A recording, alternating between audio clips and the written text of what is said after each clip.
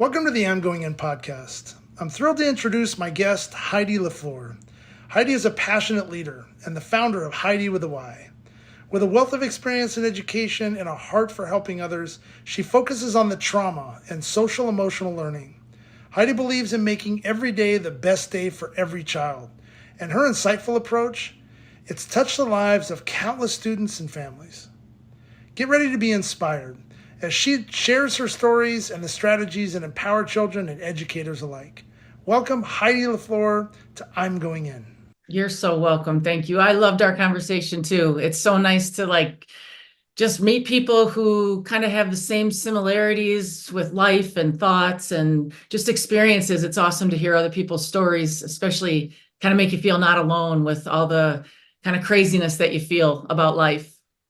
Yeah, you're so right. I mean, I talk about this all the time with just how I think before trauma, before it sets in, before you have those moments, whether you're associated directly with it or you're watching it as a witness to a family member or a friend that goes through it, you don't really you try to deal with things on the inside. You do it all on your own. You don't really know that there's this whole universe of people that are going through everything, right? That we're all hurting on some level. We all have emotional distress.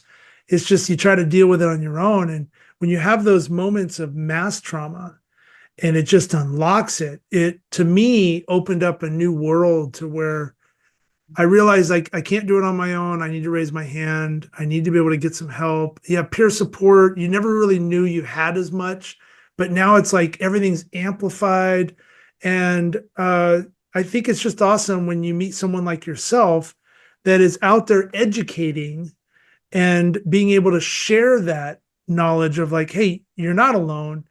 You're allowed to be vulnerable. You're allowed to show empathy towards others. It's actually a sign of strength when you ask for help, just like an athlete. And when we're hurt and you're going through your rehab, what are you doing? You're trying to better yourself so you can get back on the field, or in my case, get back on the mound so you can pitch again or whatever, right? Yeah. So why don't we do that with ourselves? So Agreed. And it's so true because so many of us, especially that athletic mentality, you want to do it all. You want to be the best for your team. Nobody's going to get you down. No matter what happens, you're still going to win.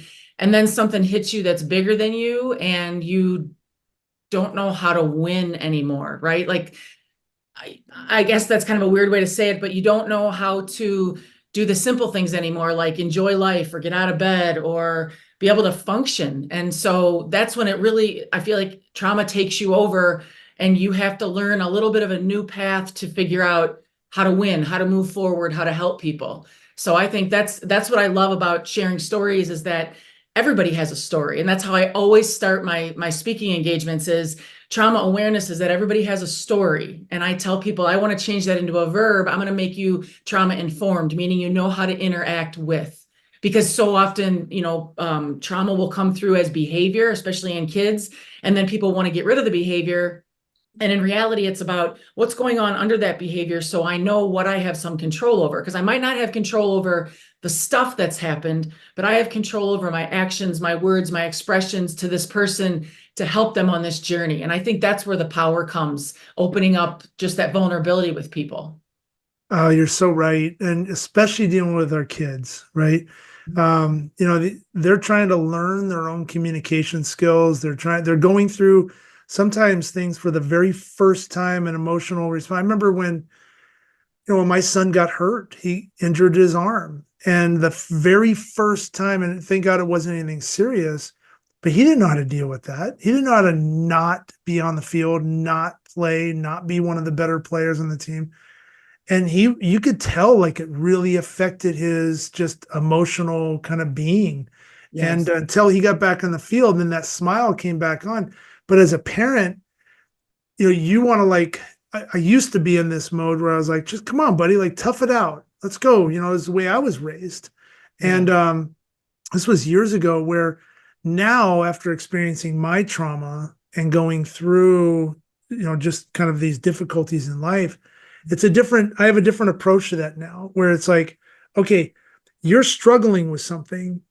Obviously you're not yourself. So let's try to figure out what's going on first. I can't get mad at you for this, right? You probably, I mean, for so many years, you were an educator and a principal. You probably dealt with that all the time with parents being really frustrated and Yes. angry. But how did you kind of approach that?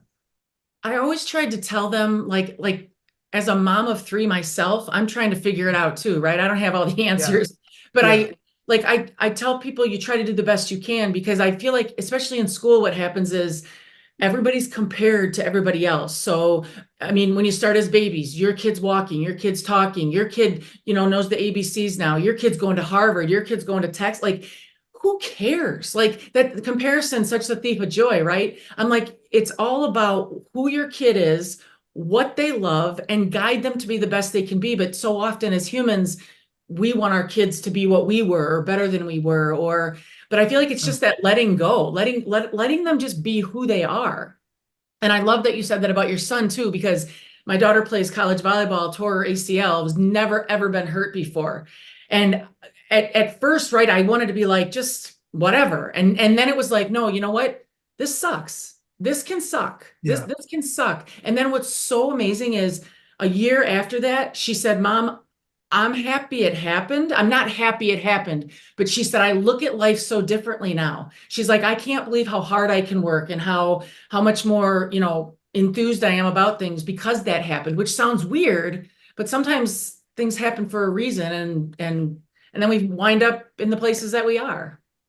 It's always a learning lesson, right? I mean, no matter what. And I think that's the hard part as a parent is, like you said, you're always wanting something better. Like, hey, you shouldn't have to struggle the way I did. Learn this more in your youth life, so that way, when you get into the adult life part of it, that chapter of everything, you already know this because I didn't know it. But maybe they're not ready to know things. Maybe they're still trying to figure out, especially in today's society where everything is there's so much emphasis on technology or games or social media and like I mean my daughter's going to college now, and one of the biggest fears I have is that the perception of what you're supposed to look like or who you're supposed to be or what's your TikTok following and Oh, putting up all these videos or whatever else instead of just be happy with yourself. And thank God I'm really proud of my daughter because she's in tune with who she is and she's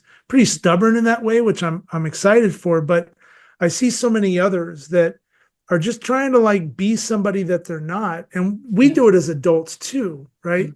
How do you define your version of success as an adult? But really it should be, how do you define the version of success as a child, as an adolescent, right? And then Right. how do you nurture that emotional response when it gets out of control and say, okay, hold on, we're going to stop. We're not going to keep going. We're not going to go to this party. I'm not going to keep up with the Joneses. We're not going to go to this pizza party because that's what all the other kids do. Yeah. You need some time, Yes. right? You need some time to be able to slow your life down and you need to be able to, I need to slow my life down. Yeah. And I think we've lost a lot of that, but I'd love to learn more about your educating background and just. I know when we spoke before, you reminded me of a great friend that we have out in Southern California. Her name's Kelly Anderson, and our power principle, just like you. You guys are very similar, and just your mentality towards helping others. And yeah, so what made you want to be a teacher? And then talk to us about your education background. The survivor symbol means so much to me as a mass shooting survivor. I wear my survivor phoenix with pride, representing strength and resilience. It reminds us that even when we feel knocked down, we're not alone. Together, we can rise stronger. A portion of the profits will support other survivors needing help. Get yours today at toddblyleven.com. Yeah, so my whole life I wanted to be a teacher and a coach. I just love help. It's something about helping or helping people figure something out, or I don't know. I just love, that's what I love. I didn't Yeah, necessarily love school, to be real honest, but I loved those few teachers. I loved those coaches who really made a difference in my life, because that's when I realized like how amazing a person can be. So I started my career in Chicago. After college, I moved to Chicago and I started being a fourth grade teacher. And I loved, it was just awesome, amazing. Kids are just, to me, I always say, how are you smart, not how smart are you? So my job, I feel like as the teacher, is to figure out, how are you smart? Because society wants you to, be at grade level and get test scores. And like, to me, that's all very secondary. That's fine. We have to do that stuff, but it's about how do we lift every kid up and help them understand how amazing they are, and that you're supposed to have weaknesses. That's okay, right? So, Yeah. I was a fourth grade teacher. Then I got to be an eighth grade teacher, which cracks me up because so many people are afraid of junior high kids, and junior high kids Yeah. are absolutely amazing. They're amazing. And then I was an assistant principal at my school, and I wanted to be a leader because I knew how difficult it was to be an effective educator, right? You got to work hard. If you really want to do good things, you got to work hard for kids. And so I wanted to be that effective educator, teacher, leader that would help all of my colleagues along. And then what I thought my route was going to be is I was going to be an assistant principal. I was going to be a principal. I was going to get my doctorate by the time I was 40. I was going to be a superintendent and not a political superintendent because they drive me crazy. I was going to be a people superintendent. And then I actually thought I was going to be like the Secretary of Education. I wanted to, because people don't understand education well enough, right? They just think it's a simple thing, and it's not. Like, it's not cliche that educators make a difference. We make a difference every day, because if you've ever had a kid with a not so great teacher, it ruins their whole year. It's Yeah. awful. And then if you Yeah. have those amazing people in your life, that helps out. So I just always wanted to push the bar, and be better and give more. And that's what I love. And then when I was an assistant principal, we had a tragedy happened in our lives where my child was sexually abused in school, and it completely tore my life apart. It tore our lives apart because I had a kid who I gave birth to and I didn't even know anymore. Like the Wow. behaviors and the attitudes and the panic and oh my gosh, the school refusal. And it was like we were always on fire. That's how it felt. Like we always had a lump in our throats, didn't know what to do, didn't know how to act. And it impacted me as his mom because it's my kid. So Wow.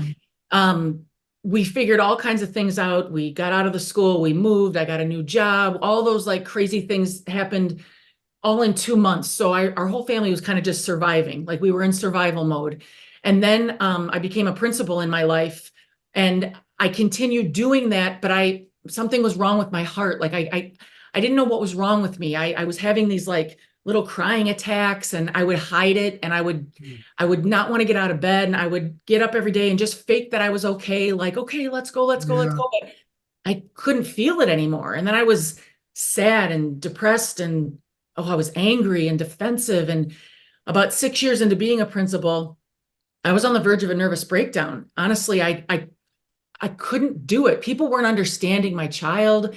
My marriage was kind of crazy because my husband came from a background where he thought our kid was being defiant and disrespectful.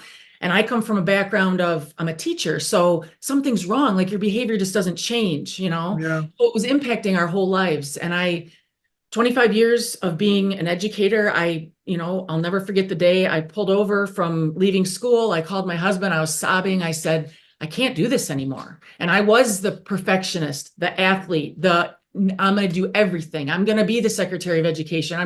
Nothing can stop me. And something Wow. stopped me. And then I resigned from being a regular principal, I guess, and spent a little time feeling like I was losing my mind. And then I started my own business because I said, what we need to do is we need to teach educators how to deal with behavior, how to deal with trauma, what it does to the brain, because nobody talks about that. And when you Yeah. become a teacher, you might take a one token special education class or, a behavior class, but nobody prepares you to sit in front of 25, 30 kids, all of which come from different places, different support, different love, different levels of stuff going on in their lives. And then educators get frustrated. They want the behavior out of their rooms. And really, at the end of the day, I tell them that behavior is communication. But if our educators don't have tools to deal with it, they get frustrated, they get burned out, they leave. Like That's right. it's insanity. So that's what I do now. I just teach differently. I teach educators tools, the love, the support, the brain research on what trauma does, because I've seen it and I live it and I understand it. And it has been one of the greatest. I feel free now. I feel like I have this inner peace that I can just go be my authentic self and help people every day. And that's what I do. After every talk, after every speech, after everything, people are coming up crying. People are coming up giving me hugs. People are coming me up, thank you. And what's so cool is it's about the kids, but it's usually about their personal lives, because Yeah. nobody just comes to a table and says all of their stuff. They don't puke out all their stuff, but it's there, you Yeah. know? So I Yeah. feel like it's giving hope to a whole generation of kids. It's giving hope to educators and parents to know that your kid does not have to be perfect. Your kid's going to mess up. You mess up. Who cares? Yeah. Oh man, wow, that was an awesome throwdown you just delivered. Thanks. First of all, uh, just going back a little bit, like here you are, you're fighting in the trenches of education anyways, being a teacher, wanting this whole, I'm going to be the secretary of education and this pride and everything else. And then the system takes you through what happened with your daughter and turns you guys upside down and slams you down like in a wrestling match, saying, we don't really care. And then now here you're fighting to try to grab onto this new like opportunity to change. And every day you're living with this trauma and it just keeps building. Was it because when you experience that lump in your throat, that's anxiety, that's depression, that's everything that you don't want to be part of in your life. And it just like it constricts you and you feel like you just can't get out of your skin and you just want to scream or yell or cry. I get it. I have those moments still, and I went through EMDR therapy for myself.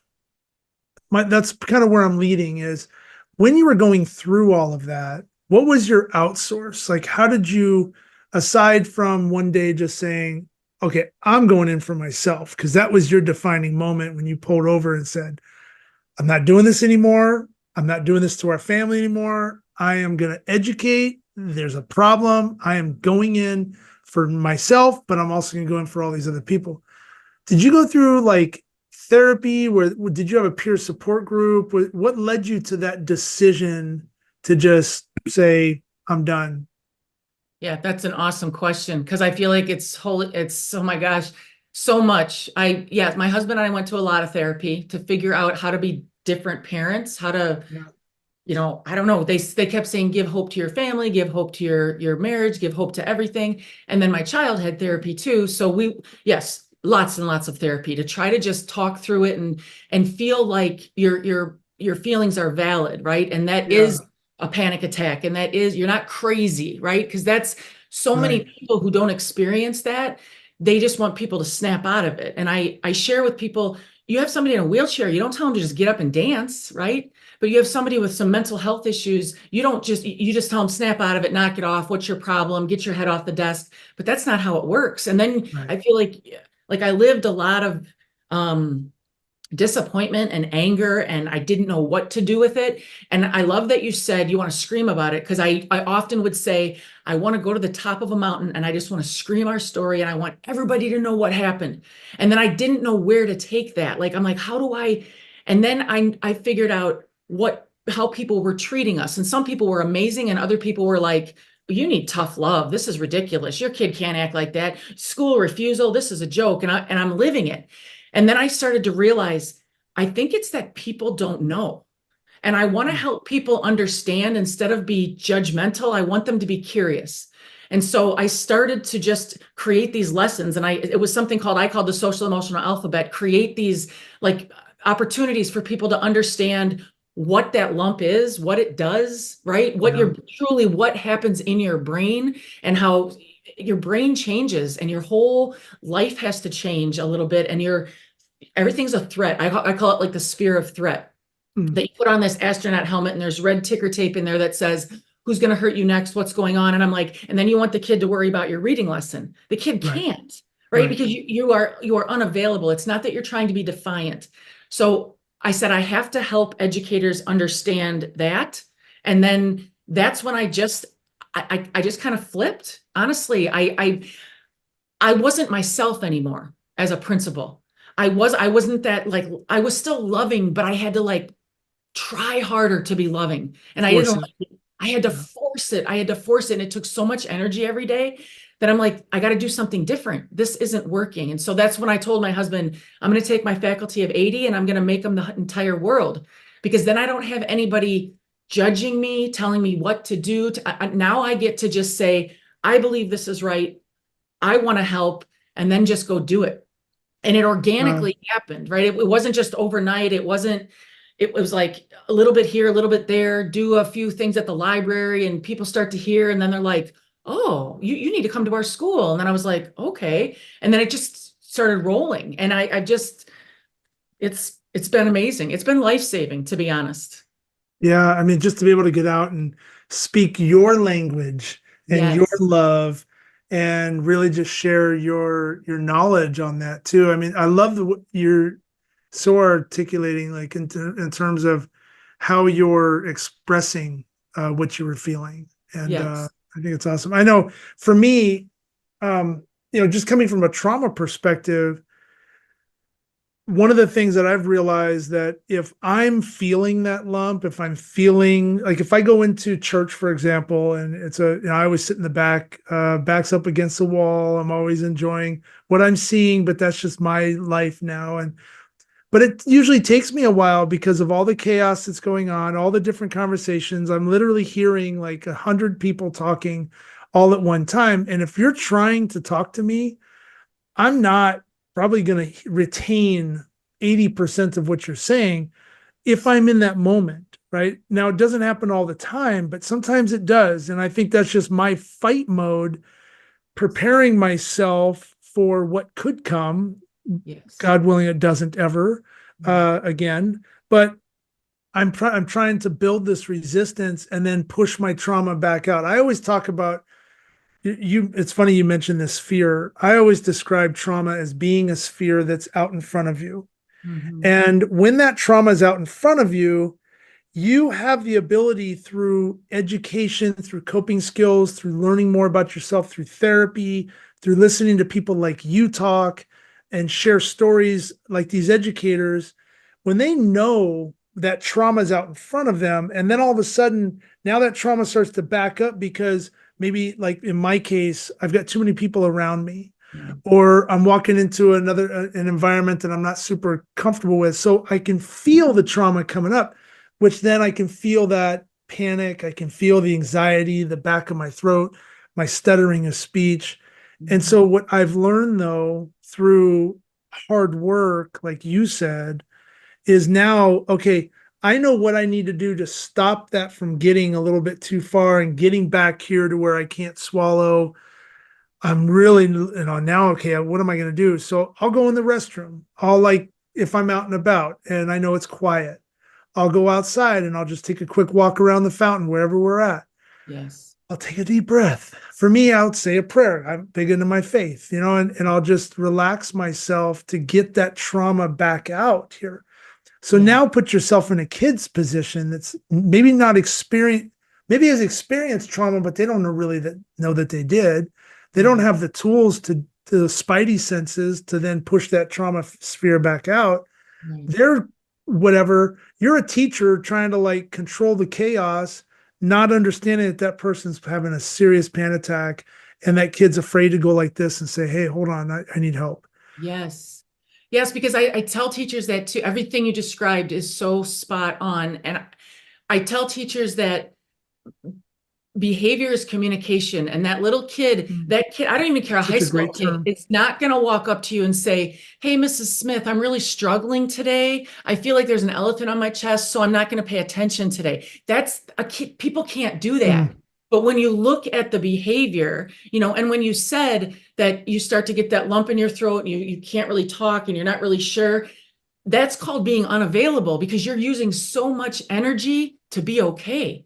And yeah, now take that into a little kid. They don't care about math. They don't care about reading because they can't. And again, it's so I try to help teachers right. understand the kid is having a hard time, not giving you a hard time. Yeah. Because so many educators want compliance. They want you to come in, sit down, shut up, and listen. Yeah. Well, lots of people can't just do that. So that's why that relationship is so huge. And if you see me other than just being a number in your class, and you see me as a kid who has a story, hopefully you're going to love me and help me belong, and know that it's okay that I'm not paying attention right now, or that Yeah. I'm looking out the window because I'm kind of freaking out and I'm trying to stay calm and be regulated. But you're not going to call me out for not paying attention. But it happens everywhere. And I feel like that's why people need to be educated about it. Because people don't, and I say too, if you've never been through a major trauma, or you don't deal with mental health issues, you won't understand. You really won't. And that's why I always say, please be aware, please be curious instead of judgmental, and be open to other people's stories, you know? Yeah. Yeah. You have to be empathetic. And I think when you're truly vulnerable yourself and you're allowing yourself to show empathy, Yeah. that's the kind of the golden nugget, right? Like you're at peace, you're able to then provide guidance, but you're also be able to see those warning signals. And I would imagine that most kids don't know when, like, what an actual panic attack is or what anxiety really is. They're just feeling like you said, staring out at the window, trying to focus on something to get their mind away. So Yeah. there's this mental separation from where they're at, Right. or like your parents are coming down on you, Mhm. and you're like, okay, and did you hear what I said? No, probably not, because you're yelling at me right now, and that doesn't do anything to me. Right. I'm a human being, and I'm not. That's probably a whole nother topic on how we raise our kids and whether you're Right. a yeller or a sit down and have a conversation. But it's I think it's just the education part, which I think is so great about what you're doing. And it's not just educating the teachers, but it's also educating the kids. They need Yeah. to know that, hey, when you're feeling that funny feeling in your throat, when you're Yeah. feeling like the eyes are all on you, these are some practical tips that you can do, whether you're sitting at a desk or Yeah. whether you're out in the hallway or whatever, or you're at home, that you can then relieve yourself from all of that anxiety that's pounding around on you. Right. Slow your heartbeat down, get control of yourself, create the safe space that you need to be in, and then now take that next step and tackle whatever's in front of you. But we don't do that. I know when I was pitching, and I'll probably, because I want to pass this on to you, there was a late Ken Revisa that was a sports psychologist at a Cal State Fullerton. He worked with all kinds of big league teams, one of the best. Anybody in like professional baseball would know who Ken Revisa was. And he would always say, like, whenever you got to a ballpark, try to pick out like a seat or a tree or something as part of the scoreboard. That would be your mental focus. If you get in the game and things start to get crazy, Yeah. walk around the mound, focus on that. Think about, like, why was that built? Who built that? I wonder who turned that nut on the bolt on the scoreboard, or why did someone plant the tree in the middle of center field? Whatever that is, and then turn around and now face that, whatever that is, that situation that you're dealing with, head on again with a more clear mind, right? Yeah. That's the sports approach to it. But what we, so Yes. yeah, I love that. And you know what? That makes me think of, how as athletes and as anybody with any trauma, you're trying to push the noise away, right? You're trying to push the yeah, noise away. yeah, So when you're feeling that stress, now when you add all that trauma and stuff and headaches and PTSD stuff, you're working so hard to push that stress away. And that's why the concentration is so difficult. And I think of, like I always say, pitchers, they're a different breed, man, because you have to get up there and you got to be locked in, dead serious the entire. I don't even know if you have fun. Hopefully pitchers have fun because they're always looking like they're ready to kill. You kind of have to. So that's the thing.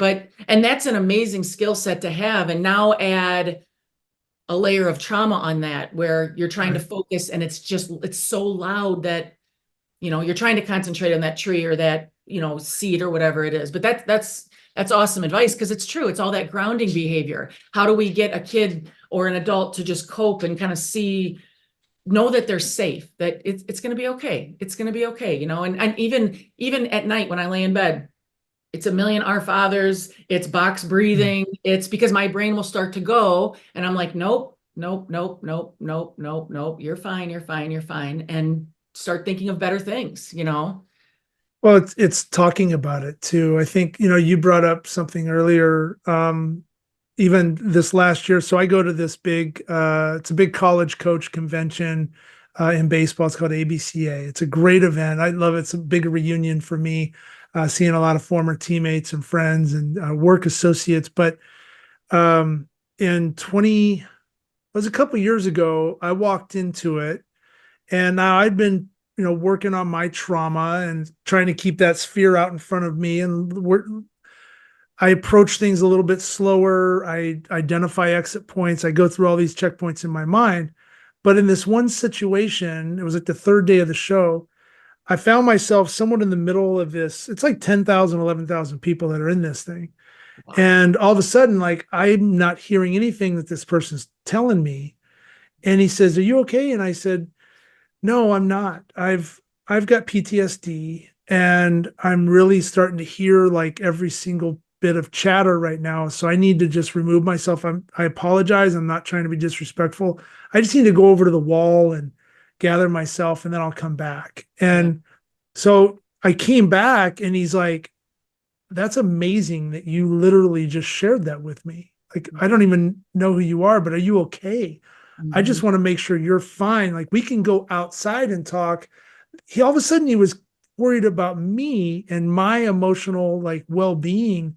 And it Yes. was great because baseball players, sports athletes we're tough people, right? We're all tough, every athlete. Um, and you try to like get through things, but the empathy so now I'm not afraid to tell somebody like, "Hey, Yes. like, yeah, I've got PTSD, or I'm just not mentally kind of here right now, so I need to just go over here." Now, most people that I know in my circle know my story, know Sure. what I went through, so there's a lot more empathy that's poured onto me. Yeah. But now, if you're an educator, what's your advice to like teachers when all of a sudden you see that child in your classroom that's disconnected? I mean, your first thing is like, "Are you on drugs?" No, Yeah. not, you're not always on drugs. So how do you like go about that and educate teachers on looking for those signs? And then what should they be doing with those students? Because you don't want to like go up and go, "Hey, are you okay?" in front of all their peers. So Right. what would be Right. Or some what's practical wrong with you? tips? Or you're going to go to the Yeah. office if you don't put your head up. To me, it starts way before the kid starts to stare off. And Mm, I teach mhm. strategies of building relationships with kids because the thing is, when and you said spidey sense, I use that too, because I said kids who have misbehavior or special, any kind of a special need or a trauma background, there's this sense of safety, and you either feel it with another human being or you don't. And I said kids feel all of that. I said, so the minute kids walk into your classroom, you're greeting them, you're loving them, you're making sure they're doing okay. It's those little tiny things that I tell teachers, those tiny interactions that help us get to the point where a kid's going to trust us. And when we have that trust, that's when it works. When the kid feels comfortable in the room, the teacher's nice, the teacher's, loving and kind, and you're loving and kind in high school too. That's how it is. That's that respect. Because then when you build that relationship with that kid and that kid feels like they belong, when that kid starts staring off or putting their head down or running out of the room or, crawling under Mhm. the desk or telling you to F off, because that it comes out in all different ways. There's already an establishment there that my attitude and perspective has to be, this kid's having a hard time, not giving me a hard time. Number one, I have to self-regulate Love that. myself as an educator, and we teach that too, self-regulation. Mhm. Because if you're not self-regulated, then you're quick and you're frustrated and you're you might loud and accusatory, and that's not what people need, right? So how do Yeah. I calm myself? And then when anytime you approach a kid, it's always at their level, it's always quiet, it's always little things like, how can I help? I can see that you look like you're struggling. It's never get out of my, but that's what it is in so many places. Get out of Yeah. here.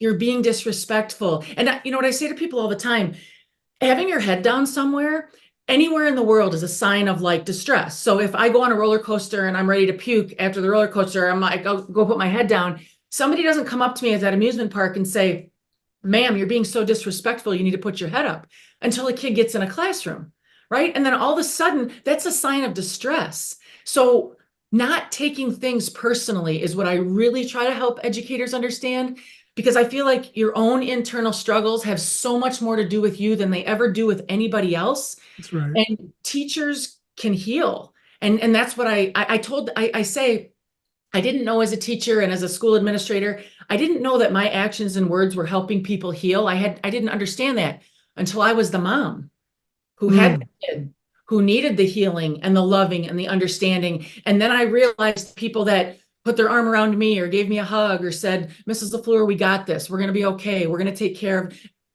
I didn't know that that was happening. So those are the things I try to help teachers understand, is that you're not teaching curriculum. You're not. You're teaching kids. You're teaching human beings. And curriculum is important.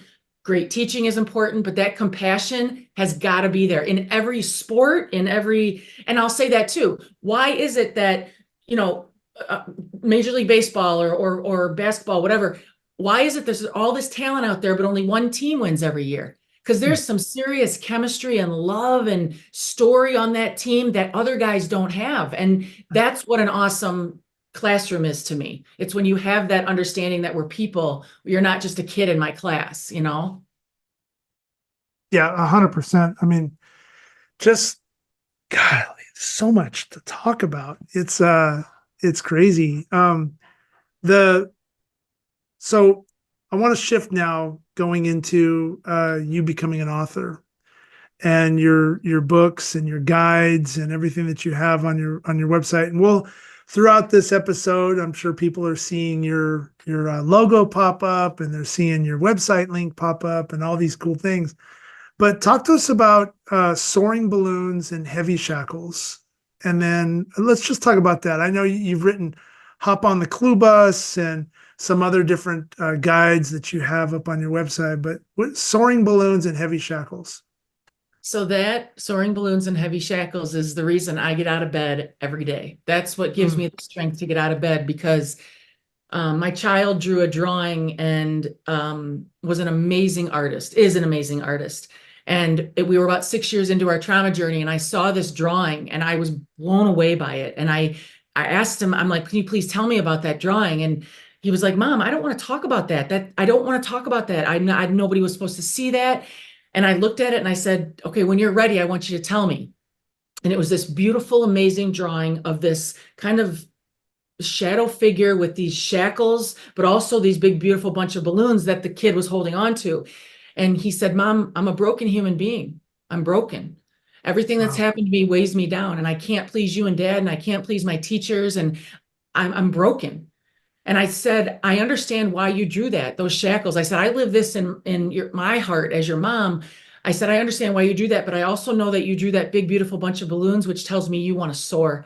And I said, sometimes when things happen to us, we don't know how to soar. And I said, I'm going to do everything in my life to help advocate for you and to teach you to self-advocate for yourself, because you are so amazing. You are so beautiful. You are so talented. And I'm so sorry that sometimes life happens to us, and now we have to figure out what we're going to do with it.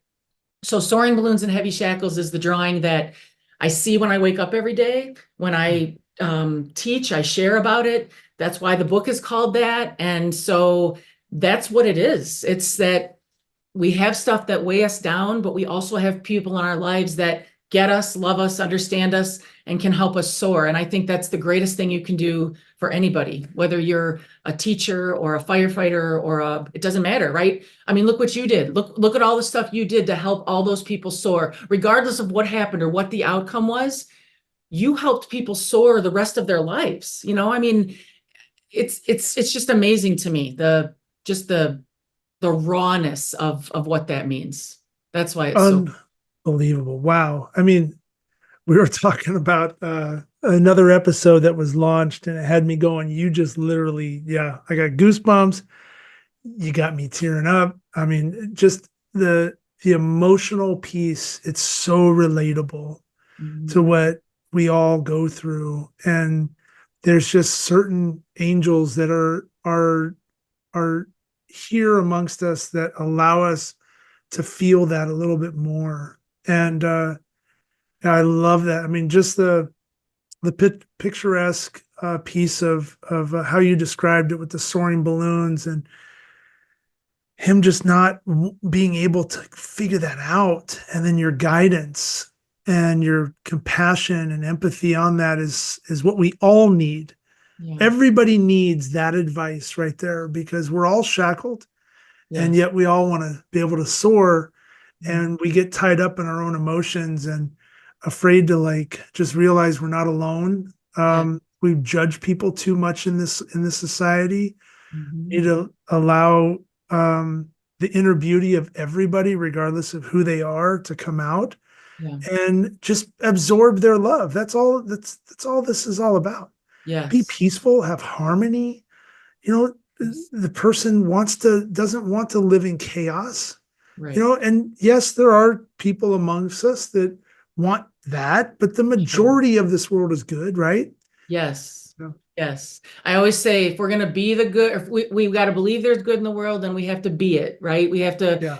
I always call it, you're either part of the solution or a part of the problem. And to me, life is crazy and difficult and insane, but it's actually really simple. I think when you think about how about just all you got to do is try to help somebody out, right? And when you help somebody else out, you help yourself out, and then we all feel okay. And it's not this kumbaya crap. That's not what I'm saying, Right. but Right. really it is. It's just we're all struggling. We're all trying to figure it out. Nobody knows the answers. Nobody knows.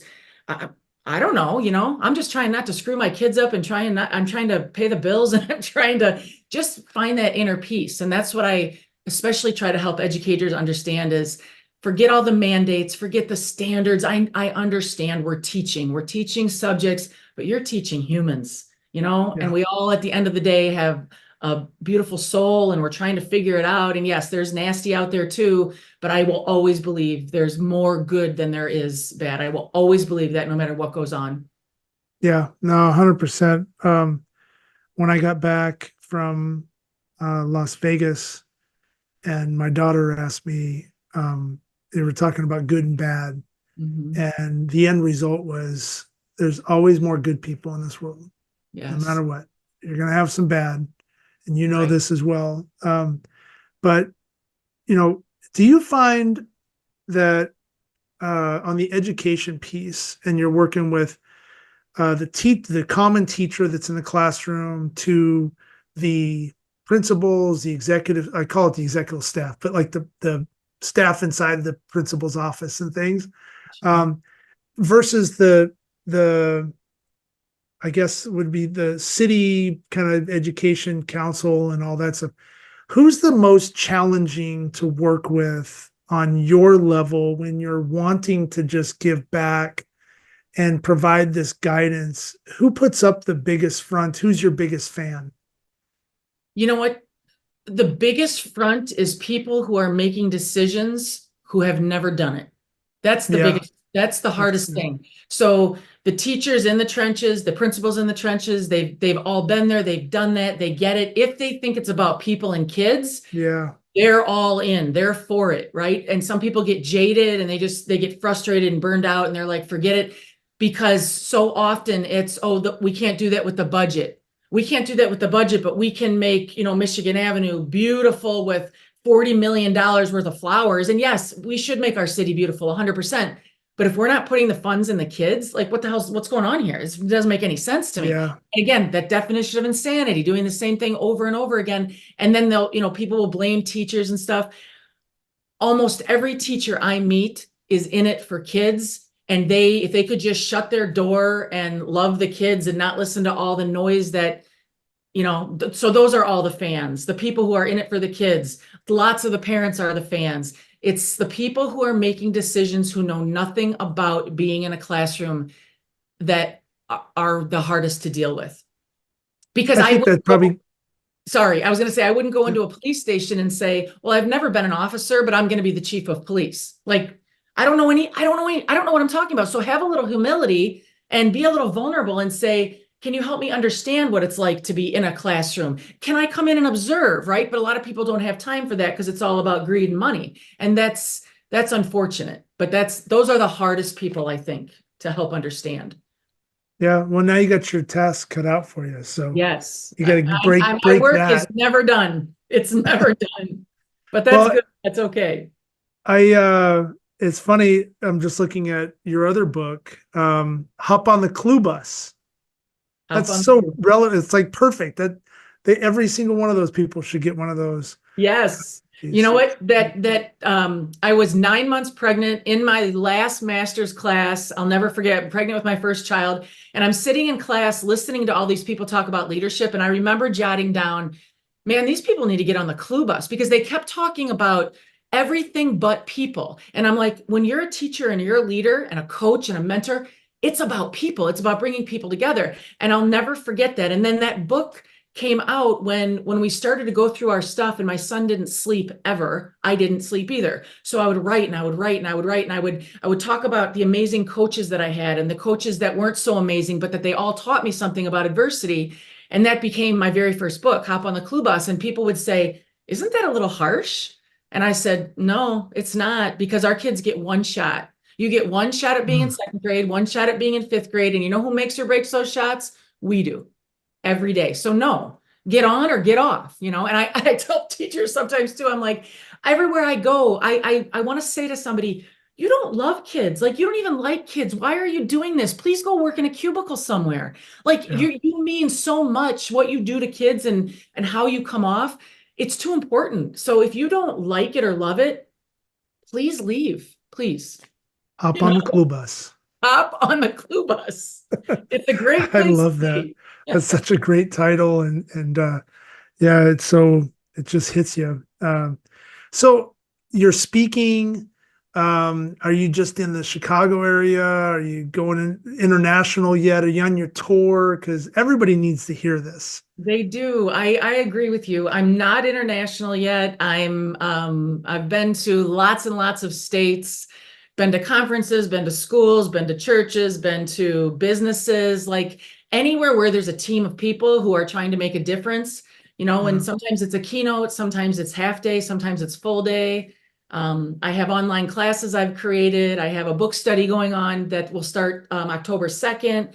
So just I go everywhere, right? And it's usually word of mouth because I'm just a one girl show. So I'm the media person and I answer the emails. It's funny, I'll get emails that say, could you please have Heidi get a hold of us? And I crack up because I'm like, hi, I'm Heidi. Like I book my own airfare, you know, things like that. So that, yeah, I mean, August is insane because it's all back to school, but Mm. like, there's so much booked already just throughout the year. It's growing and it feels so good. And it's mainly word of mouth because people will see it, they'll write a Google review, and then somebody else will see it and hear it. And then Yeah. somebody will call me, and it's just kind of cool to see how it works. It's so inspiring. I know even for me wanting to get into, I am speaking, but I definitely want to do so much more of it. Yes. So it's inspiring to listen to you talk about it. And you will. I'm telling you right now, it is not you.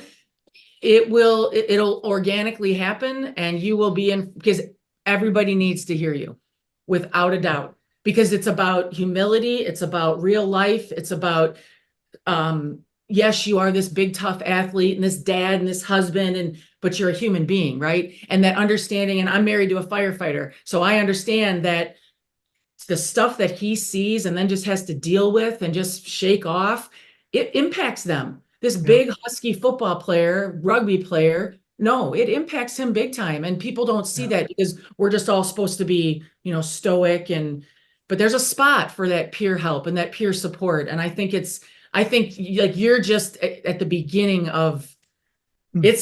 it's gonna blow up, Todd. I'm telling you, it is. I I appreciate it, and I'm looking forward to that moment. I know I always talk about the moment when we've checked our tough box off, and you're tough. You've checked that tough box off multiple times. Your husband, myself, like all of us have checked off that tough box. And when you've done that, there's no reason why you ever have to feel like you're not tough, and you can raise your hand and you can 100%. say, hold on, I'm going to be totally vulnerable. I'm going to tell you exactly how I feel right now. And I Yes. need help. Yes. Because I didn't realize it too. You have so many friends, family, people around you that want to offer help. I just did a little video on this, and talking about peer support, how you build peer support that is relatable to you, and how you find those pals and those rocks that you could call all the time, no matter what, they're going to listen to you. There's a whole process to that, and finding somebody that actually can relate to what you're feeling. That's the whole part of it. Like your own trauma, that person's experienced something relatable, which is why you guys connect. I could be talking about baseball and sports technology. And the minute that I start to open up about something I'm feeling or something that I've done or one of the guests that I had on my show, all of a sudden it shifts like, oh, wow, like, oh, resilience, trauma, like empathy, craziness, like how did they stand back up for themselves, and when did they go in, and all these things, and it becomes exciting. And then all of a sudden they're like, wow, we just had a crazy talk. Like I haven't spoken that way to anybody. And you're going, yeah, because we're just talking openly. It's the way we should. So Yes. that's the one thing I really got from you when we first met was, I'm, virtually, we haven't met in person yet, but, it just, you're so open and approachable. And that's the recipe to not only just being a great teacher, because you're probably remembered from so many students that like, oh yeah, I have Mrs. LaFleur, and yeah, oh great, you got Mrs. LaFleur. And there's this excitement around the kids because you actually cared. And I'm not saying teachers don't care, because they do. They go in the battlegrounds every single day. But arming themselves with more tools that you're willing to provide to them is only going to help them probably enjoy their job more. Yes. Pay attention to the kids, that you might save lives on that, Yes. right? 100%. Yeah. Yes. So, Yeah. so Yes. awesome. It is awesome. That makes me think Wow. of the social emotional alphabet that I have. There's posters and visuals that go with it. And the A is acknowledge before accusation. And it talks about how you have to acknowledge a kid and their story before you accuse them of something, right? You have to offer them due process, let them talk it out. And the visual says, your tone of voice and your body language can change the life of someone. And I tell them, not just the life of a kid, but the life of you. Because when you start seeing behavior differently, you're not so mad. Your heartbeat isn't up so much because it's a kid who's misbehaving. Okay, so what? Let's figure out what's going on. How can I guide that kid instead of get mad at that kid? And it Right. changes your whole view, which hopefully helps us be a little happier, healthier, whatever. So Yeah. yeah, it's good stuff. Wow. Awesome. I mean, what a great throwdown right there.